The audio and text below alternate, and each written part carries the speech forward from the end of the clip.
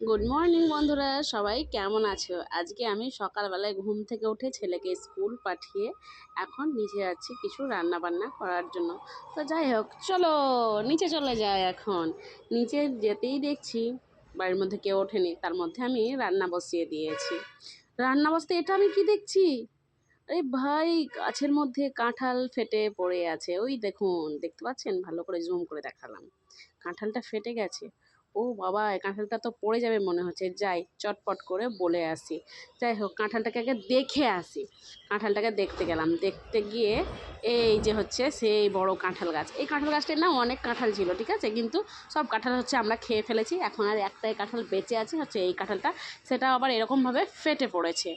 তো যাই হোক, ফেটে গেছে তো এখন এইটাকে তো এবার পাড়তেই হবে, আর আমি তো পাড়তে পারবো না। তার জন্য আমি বাড়ির লোককে বলতে যাচ্ছি।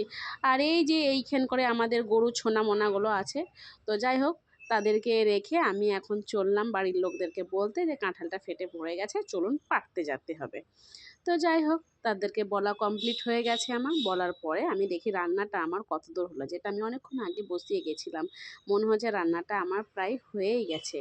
এবার জাস্ট ভাবটা ছড়িয়ে পড়লেই হ্যাঁ, বুঝতে পারবেন যে আমি কি রান্না করছি। কিন্তু যাই হোক, আমি রান্নাতে অতটাও ভালো দক্ষ না যে সব কিছু রান্নার প্রসেস দেখাতে হবে। যাই হোক, আমি মোটামুটি নিজে রান্না করে কোনো রকমে খেতে পারি।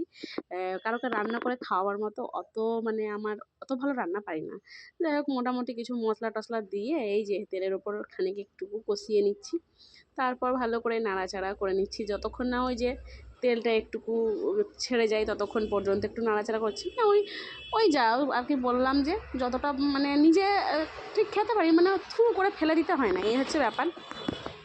যাই হোক, কিছু ঝাল মশলা দিয়ে দিলাম। ঝাল মশলা দেওয়ার পর এই দেখুন, এবার আমি কি বানাচ্ছি বলুন তো? ঘুগনি। আরে সকালবেলায় আমরা পশ্চিমবঙ্গের লোক, সকালবেলায় ঘুগনি মুড়ি ছাড়া কী খাবো? তার জন্য ঘুগনি বানাচ্ছি। এই ঘুগনি মেলে গেছে, মোটামুটি ঘুগনি হয়ে গেছে। এবার জাস্ট শুধু একটু মশলাটা উপরে ছিটিয়ে দেবে, দেখতে ভালো লাগে। তাছাড়া আর কিছু এর কাম নেই।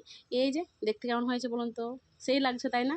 কিন্তু যাই হোক, মোটামুটি খেতে থু করে ফেলেও দিতে হবে না, আবার বলতে হবে না ওয়াও একদম রেস্টুরেন্টের মতো টেস্ট হয়েছে, যে ওটা তো বলতে হবে না। তো যাই হোক, আমি এখানে রান্না করছিলাম। এই যে কাঁঠাল পাড়ার জন্য রেডি হয়ে গেছে, কাঁঠাল পাড়ছে এবার। কাঁঠাল যেই পাড়তে দেখেছি, সেই তো আমি ছুটে মুটে গেলাম কাঁঠালটা ধরতে।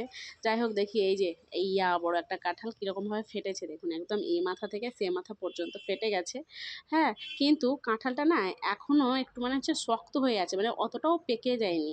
যাই হোক, কাঁঠালটা শক্ত হয়ে আছে কিন্তু ফেটে গেছে। তো কী আর করা যাবে, কাঁঠালটা অনেক বড় যেহেতু, কাঁঠালটাকে আমরা এবার ঢাকা দিয়ে রেখে দেবো। আর এই যে বলতে বলতেই আমি ঢাকা দিয়ে কাঁঠালটাকে রেখে দিলাম। তো যাই হোক, আমার সব কাজ কমপ্লিট হয়ে গেছে। এবার চললাম আমি আবার উপরে, চলো। তো উপরে গিয়ে আমি এখন কি করবো? এখন ব্রাশ করব। ব্রাশ করে খাওয়া দাওয়া করবো, খাওয়া দাওয়া করে ঘরটা গুছিয়ে তারপর আজকে আমরা এক জায়গায় বেড়াতে যাব। তো যাই হোক, এই যে আমাদের বাড়ির পিছনে আবার পায়রাও আছে, দেখেছেন তো? যাই হোক, আমার কলগেটটা শেষের দিকে, তো কী আর করা যাবে। এই কলগেট নিয়ে আমি ব্রাশ করতে থাকলাম, ব্রাশ করে খাবার দাবার খেয়ে নেব। চলো বন্ধু, টাটা। তোমরা সাবস্ক্রাইব করে